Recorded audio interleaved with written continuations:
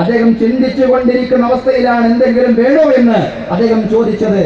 പക്ഷേ ആ രക്തം നൽകിയ ചെറുപ്പക്കാരൻ പറഞ്ഞു, ഇല്ല, ഇതെന്റെ മാനവികമായ ബാധ്യതയാണ്. നിങ്ങളുടെ അയൽക്കാരൻ എന്ന നിലയ്ക്ക് എന്റെ ബാധ്യതയാണ്. ഒരു മുസ്ലിം എന്ന നിലയ്ക്ക് എന്റെ ദീനീ ബാധ്യത കൂടിയാണിത് എന്ന് പറയാണ് സഹോദരങ്ങളെ.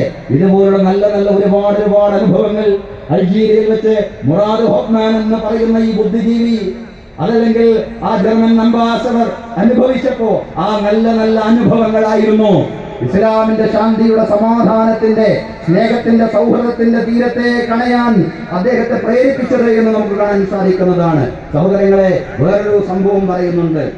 സൗദി ഗ്രന്ഥകാരനായ ഡോക്ടർ മുഹമ്മദ് അൽ അരീബി പറയുന്ന ഒരു സംഭവമുണ്ട്. അദ്ദേഹം പറയാണ്, ഒരു മുസ്ലിം ചെറുപ്പക്കാരൻ പഠനാവശ്യാർത്ഥം ജർമ്മനിയിലേക്ക് പോയി. അവിടെ ഒരു ഫ്ലാറ്റിൽ താമസിച്ചു കൊണ്ടിരിക്കുകയാണ്. തൊട്ടടുത്ത് ഒരു ജർമ്മൻ യുവാവ് താമസിക്കുന്നുണ്ട്. ജർമ്മൻ യുവാവും ഇയാളും തമ്മിൽ യാതൊരു ബന്ധവുമില്ല.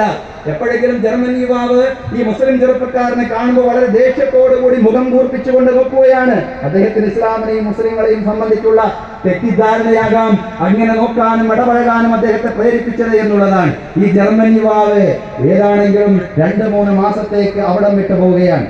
അയൽവാസിയായിട്ട് തൊട്ടടുത്ത ഫ്ലാറ്റിൽ താമസിക്കുന്ന ആ ജർമ്മൻ യുവാവ് നാട് വിട്ടു പോവുകയാണ്. 3 മാസത്തേക്ക് യാത്ര പോവുകയാണ്, ടൂർ പോവുകയാണ്. അറിയിച്ചിട്ടൊന്നുമില്ല. അദ്ദേഹം പോയി. പക്ഷെ അദ്ദേഹത്തിന്റെ വീടിന്റെ മുറ്റത്ത് എപ്പോഴും പത്രം വരുന്നുണ്ട്. ഈ പത്രങ്ങൾ ഇങ്ങനെ ചിഹ്നിച്ചതിൽ കിടക്കാൻ പാടില്ല.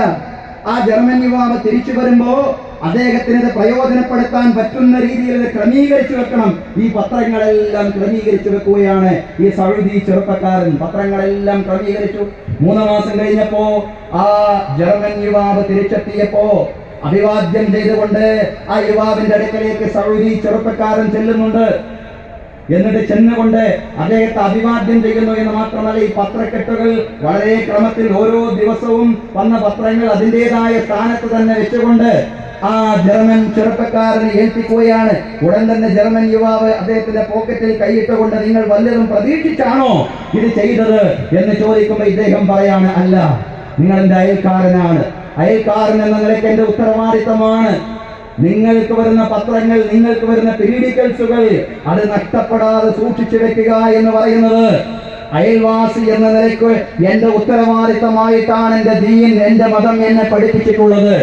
ആ പാഠമാണ് ഞാൻ ഇതിലൂടെ പ്രാവർത്തികമാക്കുന്ന സഹോദരങ്ങളെ. അതുവരെ വല്ലാത്ത ശത്രുതയും വിരോധവുമായിരുന്നു ഈ 2 ചെറുപ്പക്കാരും തമ്മിൽ. പക്ഷേ ഈ പെരുമാറ്റത്തോടെ, ഈ അനുഭവം ആ ജർമ്മൻ യുവാവിന് ലഭിച്ചതോടുകൂടി ആ ശത്രുതയെല്ലാം നീങ്ങിയെന്ന് മാത്രമല്ല, ഏറ്റവും വലിയ ആത്മസുഹൃത്തുക്കളായിട്ട് ഇവർ 2 പേരും മാറി എന്നാണ് സഹോദരങ്ങളെ ഡോക്ടർ അബ്ദുറഹ്മാൻ അരീഫി എന്ന് പറയുന്ന ഗ്രന്ഥകാരൻ പറയുന്ന. സഹോദരങ്ങളെ, സഹോദരിമാരെ, അതുകൊണ്ട് ആ ഒരു അനുഭവം നൽകുക ജനങ്ങൾക്ക്, ലോകത്തിന്, വിശ്വാസികൾക്ക് ആ രീതിയിലുള്ള അനുഭവങ്ങൾ നൽകാൻ സാധിക്കണം. വിശ്വാസികളുടെ സ്നേഹവും ഗുണകാംക്ഷയും ജനങ്ങൾക്ക് അനുഭവിക്കാൻ കഴിയുമ്പോഴാണ് ഇസ്ലാമിനെയും മുസ്ലിങ്ങളെയും സംബന്ധിച്ച തെറ്റിദ്ധാരണകൾ ലോകത്തിൽ നിന്ന് നീങ്ങുന്നത്. ആൾക്കൂട്ട കൊലപാതകങ്ങളുടെയും, സഹോദരങ്ങളെ, ആൾക്കൂട്ട കൊലപാതകങ്ങളുടെയും വംശീയാക്രമങ്ങളുടെയും എല്ലാം വാർത്തകൾ നമ്മുടെ രാജ്യത്തിൽ നിന്നും നമ്മൾ കേൾക്കുന്നുണ്ട്. പക്ഷേ നിരാശപ്പെടേണ്ടതില്ല, നമ്മൾ ദുഃഖിതരാവേണ്ടതില്ല.